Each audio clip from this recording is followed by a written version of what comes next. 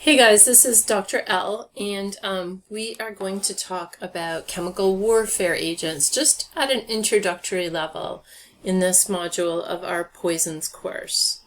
So we're going to talk about what they are. We're going to talk about the major categories of chemical warfare agents, and we're going to learn about one example from each of the four major categories, including its toxicological mechanism and a couple of its notable properties. So first of all, what are chemical warfare agents? So chemical warfare agents fall into a larger group that are considered weapons of potential mass destruction. So these are serious agents that can be used typically in warfare to be lethal, right? And for the purposes of war. And so there's more than one agent that falls into these weapons of mass destruction. Toxic chemicals that are intended for use in warfare or terrorism to harm or kill humans are chemical warfare agents. So they're the C in this acronym CBRN, and that's what we're focusing on here. There are, however, other agents that can execute or that can harm people severely. So there are biological agents, and these are living agents, or they're toxins that can cause disease, and typically that disease is lethal, and it is used for the purpose of warfare or terrorism. It's a concern. And there is some overlap between chemical and biological agents in these categorizations.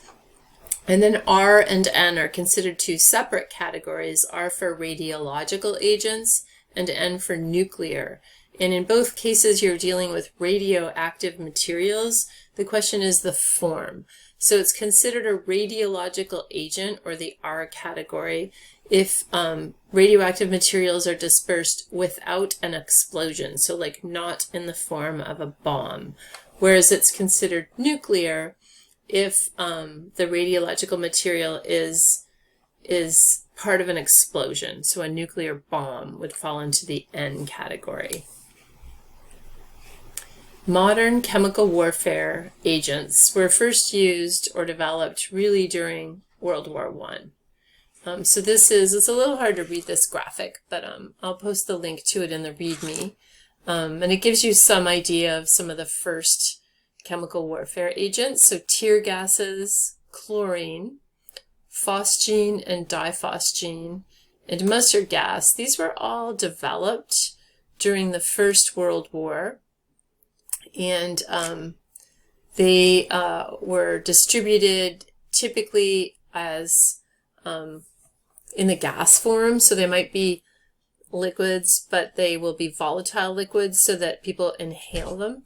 And so it's during World War I that all of these things were developed and were used first in warfare. And this continued into World War II, when particularly in the United States, there was the development of chemical warfare agents that are considered nerve agents, including sarin, which we'll talk about a little bit more right now. And so you can see the years here are the years of World War II. The classification of chemical warfare agents is largely based on their physiological effects, or in other words, their toxicological mode of action, how they do harm. Okay, and so first there's kind of two broad categories, which are, do they incapacitate or knock a person out? Or are they actually lethal? Do they actually kill people? And we're going to focus over here on the lethal side of the house. There are four categories of lethal toxic chemical agents that are typically used or considered when you're learning about chemical warfare agents. There are choking agents, blood agents, blister agents, and nerve agents. And we're going to look at an example of each. So nerve agents, they're highly potent, although to be honest, all of these agents are quite potent. In other words, it takes a little to do a lot of harm. They're very lethal, so about 0.5 milligrams can kill a typical adult. They're fast acting, and they act at the level of the nervous system. So they damage or harm a human being's nervous system so severely that they can actually die due to a nervous system effect. An example of a nerve agent is the chemical sarin. So sarin it falls into a chemical group called organophosphates, and we actually have many pesticides and herbicides that are organophosphates, and they also work on the nervous system. So they work to harm the nervous system of insects or pests, and that's how they do their harm. And they can also harm humans in the same way. So maybe they're not quite as potent as sarin, but they're still, organophosphates are quite dangerous. Sarin is an organophosphate, and the way that it acts is it is an acetylcholinesterase inhibitor. And so there is an enzyme called acetylcholinesterase, or ACH. It's a protein enzyme that is very important in our nervous systems. And so in a lot of our nervous system, at the neural synapse, which is the area between where one neuron ends, so this green is one neuron, and the other, the orangey red, is another neuron. And this area is called synapse is the message traveling across the nervous system impulse. And this is the interface between the two neurons, and it's very chemically important. So not all of our neurons use acetylcholine, but many do. Acetylcholine will be released into this nervous system cleft, and it will diffuse across that cleft, and then it will interact with receptors on the neighboring neuron. And this is how a nervous system impulse is transmitted. And we don't want to have that acetylcholine there all the time. We want to be able to have it there only at the moment that the nervous system is transmitting an impulse, and then we want it to go away, right? And so, hold on one sec, I gotta put my dog out. Sorry about that. So this acetylcholine, we need for it to go away promptly. And so there is an enzyme called acetylcholinesterase, and it breaks acetylcholine down into choline plus acetate. The choline gets reabsorbed and used in the neuron. The acetate gets used in other biochemical pathways. And this arrow is mediated by the enzyme acetylcholinesterase. So when you have sarin around, that acetylcholine, it doesn't get broken down. So it just sits there. And so it keeps causing this nervous system to fire and fire and fire and fire. So you end up having nerve overstimulation, and that can be fatal, right? So it can be extremely dangerous. Sarin is delivered as a vapor, a liquid, or an aerosol. It was used successfully in Japan, in Tokyo in 1995 by a terrorist organization called Shinrikyo, in some subway attacks that were quite significant. It's been used in Syria. We know that now. And it is associated with what was called Gulf War sickness, harm to troops that were in the first Gulf War. A second category of chemical warfare agents that are lethal are called the blister agents. So this is a very confusing figure, and it is a figure that is showing all of the different toxicological effects of a blister agent that is called sulfur mustard, which was first developed in World War I, and then was used in war between Iran and Iraq in the 1980s, and who knows where else. Sulfur mustard is extremely toxic, and it has a number of different effects, one of which is it does something called alkylate DNA, so it damages DNA, and so that will harm cells immediately, so it is acutely toxic, but it will also, a little bit of exposure will cause cancer later in life. So very, very serious. Typically, because of the way it's delivered and its mode of action, it affects skin, eyes, and lungs.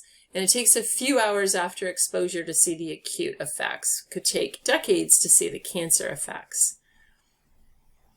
Blood agents are rapid onset. They are some agent that will stop the delivery of oxygen to the tissue or stop the production of ATP, and the example here is hydrogen cyanide, which is a chemical warfare agent. And if inhaled, the hydrogen cyanide, the cyanide portion, will bind to a key protein that we need for doing what is called aerobic respiration, which is the way that we make ATP in our cells. And so if you harm our ability to make ATP, then you have harmed cellular energetics, and that is lethal, okay? And hydrogen cyanide is an interesting chemical because it is what is called a dual-use chemical, which means a chemical with legitimate peacetime applications or something that we need during peacetime. So we use it legitimately, but we also worry because it can be used as a chemical warfare agent. And those are difficult to regulate because these chemicals are out there in the world and we need to keep track of them and make sure that they don't get in the hands of people that will use them for harm. Choking agents is an additional category of chemical warfare agent. These are typically inhaled and they cause what is called delayed onset pulmonary edema, which means the lungs fill up with fluid and essentially the person can drown. That's the way that they die. So there's an exposure, like the example chemical here is called phosgene. That's its formula there, its chemical structure. You could inhale phosgene and it will get deep into the alveoli where it damages the membranes that lie between the cells lining the alveoli and the cells lining the blood vessels in our lungs. And when that damage occurs, fluid will seep into the alveoli, and this is like fluid filling up your lungs. It's like essentially you're drowning in your own body fluids. Very, very dangerous. So there are the 4 agents that we looked at. The 4 categories are nerve, blister, blood, and choking agents. For each category, there was an example shared in this short lesson. This is its major toxicological mechanism, although they all do other things as well. And the notable uses. It's not the only uses of these chemicals in warfare or in terrorism, but these are some notable uses. So another note on the idea of dual-use chemicals. So like, you might be thinking like, why would we ever use something this toxic in industry? Like when it is so incredibly dangerous. And you know, that's a very complicated answer, but typically it's because we need to make whatever it is that we are making using that chemical. And we do not have a good substitute. So this is, this is why we need to fund more chemistry research, is to find safer alternates that can be substituted in. But we're not there yet. So for example, phosgene is necessary to produce plastics. You can't make polycarbonates or polyurethane without it. It's also used in some pharmaceutical production, and it is used in pesticide and herbicide synthesis and more. So we do rely on it still. So we still have some dual-use chemicals out there. They are regulated and monitored and inspected, and they should be tracked very carefully, and we have systems for doing that. But still, it's worrisome. I also want to close by mentioning biological toxins as chemical warfare agents. So earlier we defined chemical warfare agents and biological warfare agents. They are living things, but living things can produce toxins. So things like ricin or botulinum toxin. These are proteins typically that are produced by microbes, and they are incredibly dangerous and toxic. And because they are not the microbe itself, but a chemical the microbe makes, they sort of arguably fall in the domain of chemical warfare agents, like they are a chemical made by a microbe. So, and we'll talk about that in an additional lesson. All right, and that closes this brief introduction to chemical warfare agents, the topic for this week. Future videos are taken largely from other sources so that you can learn a little bit about the agencies that regulate chemical warfare agents and do some readings and delve into some of the specifics. I'm going to warn you that this is a gruesome topic. I think it belongs in this course, so I've included it, but it is a frightening topic. So, you'll have to really think about looking after yourself as you learn about these things, and especially if you look at some of the graphic images that exist out on the internet. Take care.